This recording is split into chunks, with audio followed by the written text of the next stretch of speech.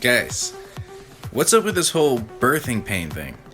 Can we just look at any earth change and then call it a birth pain? Because Jesus told us what these birth pains would be in Matthew 24. Let's take a look.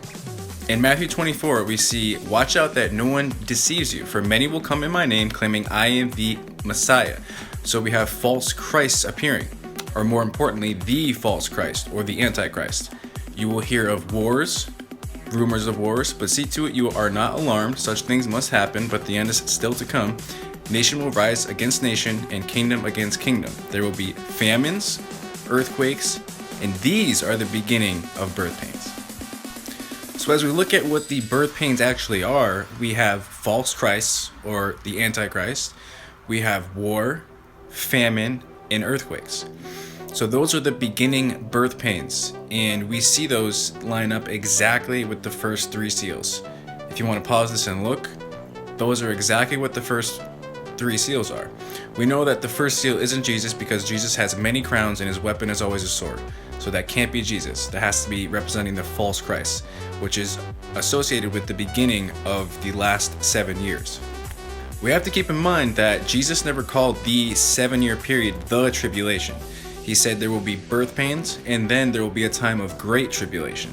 So we see that the time of great tribulation comes after the birth pains, which are associated with seal number 4 and seal number 5, which is persecution, widespread death, and we also see the result of the famine and the pestilence.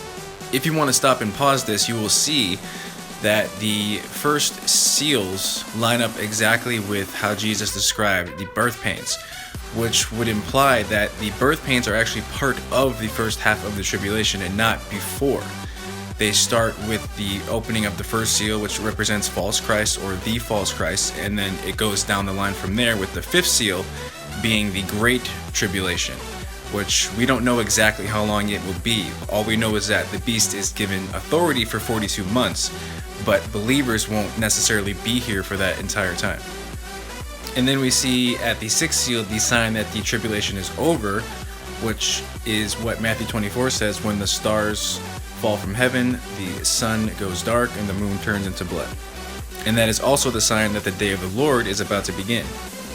And that's also when we see the 144,000 get sealed and the great multitude appear in heaven, right after the sign of the sixth seal.